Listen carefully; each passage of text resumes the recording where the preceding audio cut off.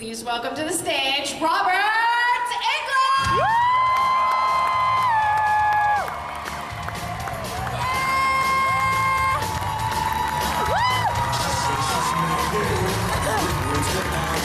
You're all my children now! Hi, I'm Katie. I'm from Bellevue, Washington. I had a quick question about what kind of things you did to prepare mentally for the role of Freddy Krueger. You kind of addressed the physicality earlier, but I was kind of curious, like... Well, I found the voice looking in the mirror in hours and hours of makeup tests. And I would just yell at David Miller. David Miller had just come off of a little thing called Thriller with Michael Jackson. Yeah, and Rick Baker. And so David, there would come a point where I'd just go, God! You know, he'd like have his wet finger in my ear, like wet willy, and like, God! You know, and I said, that kind of, David Miller. Ooh, that might work. David Miller. David Miller. And I was looking at, and I'm in the makeup, looking in the mirror, and so I kind of found the voice there.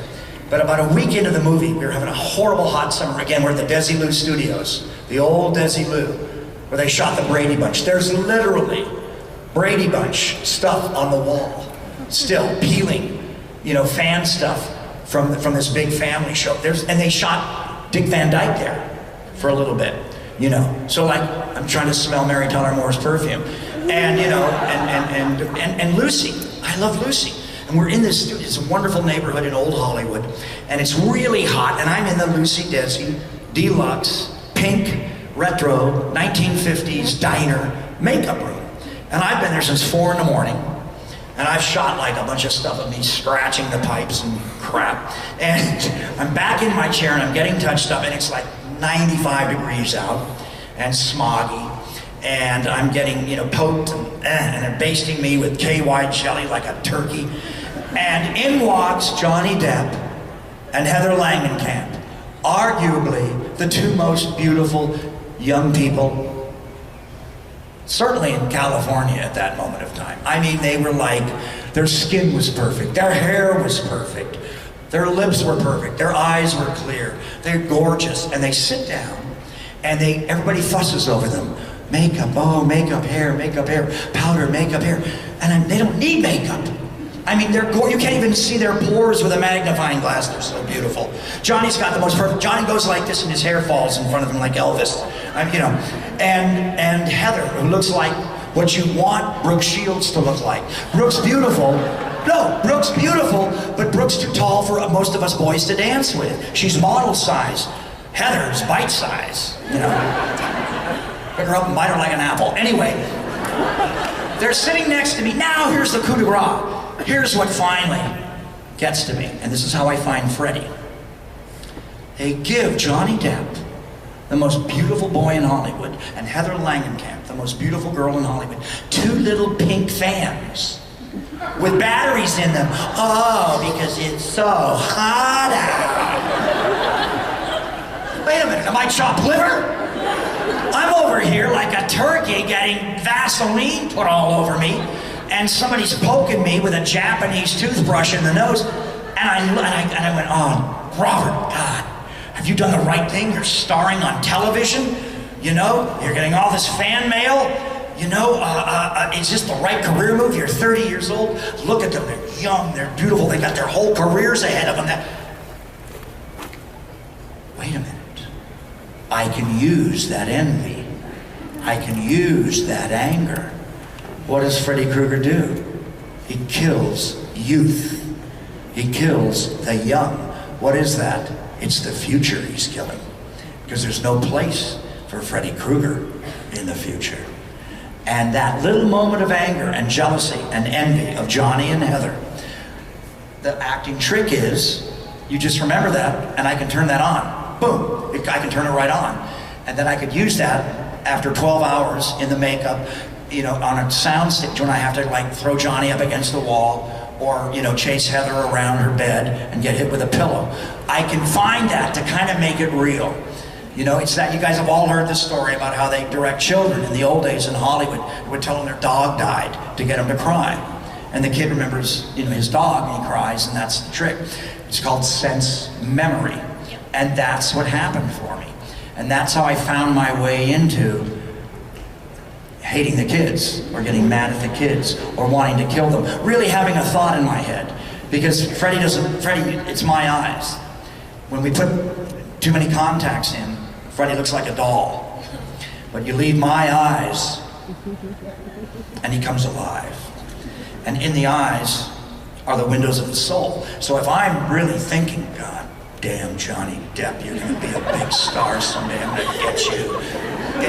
I can use that, even if I'm just thinking that, Heather Langenkamp, you little slut, I can use that. And it's real. You guys see it on film. You see it that I'm really mad, and that's for that second. So that's how I found my way into Freddy. Thank you. That was a great question. And very, very insightful. It's so interesting to know Johnny Depp inspired Freddy Krueger's inner angst. Yes. Hi, I'm Robin from Detroit, but I live in Seattle. And, I worked in Detroit for many, many years. What part of Detroit? I was Oakland County. I was out in Meadowbrook Theater. Hello. So, if you're just coming on to seeing this video because you just came across this awesome video of Freddy Krueger and you love him as much as I do, awesome. But I just wanted to share a little bit more of the story of Robert Englund at Comic-Con this year.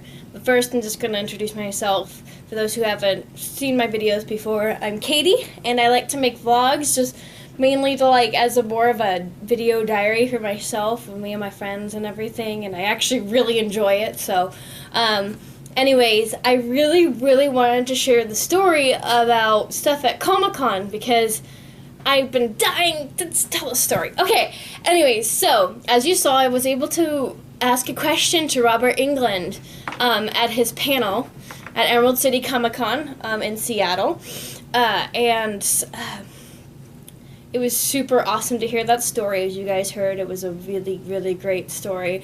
I just wanted to say that later, my boyfriend and my best friend and we went to the celebrity signing area because we love doing that, even if we can't necessarily get signatures and whatnot. So I waited to see if I could get into the line towards the end of Robert Englund's line, and we asked the Minions, and for those who don't know, the Minions are the people who volunteer and help out at Emerald City Comic-Con. We asked them, would it be okay for us to go and just, talk to him, and we weren't the only ones, of course. So we'll make sure the line dies down first, and if anyone comes in for signatures, of course, they have priority and everything. We're like, oh yeah, totally, I understand that. But anyway, so we finally got in, and we're just waiting for a little bit, and I'm so excited. Literally, I felt pretty starstruck. Just even, talking to Robert Englund, which is weird because usually I'm the type of person that doesn't get super starstruck. I mean, they do, but I'm also better when it comes to talking to people. But I grew up watching Nightmare on Elm Street with one of my best childhood friends, and they were such a big deal to me, and so I was so excited. And so finally, when we went up and talked to him, he almost immediately recognized me for my question, which was super cool because I was about to say I first was starting off saying I really loved your discussion about sense memory, and he's like, oh yeah, you were the one that asked that question, and he really appreciated that kind of question. He said that is one of my favorite kind of questions to answer because a whole new story comes out of me when we have things along those lines of certain things you do to prepare for a character and all that stuff, and I just thought that was really cool, and I told him that I also love those kinds of questions because I am an actress myself, and much more smaller, I'm still in school and stuff like that, but I love acting, and I've always loved acting for a while, and so to be able to ask a question that was so acting centered really meant a lot to me. And he just first he asked me, oh, what's where are you going to school? Are you going to school for it? I'm like, right now I'm just at a community college, working through trying to get that done. And he's like, you know what? Don't ever underestimate those kind of things, because through smaller things you grow connections and more people and all this amazing encouragement. He's just don't ever feel that's too small, because you never know what kind of opportunities that you could get from, you know, going to school and people that you meet and like growing from there.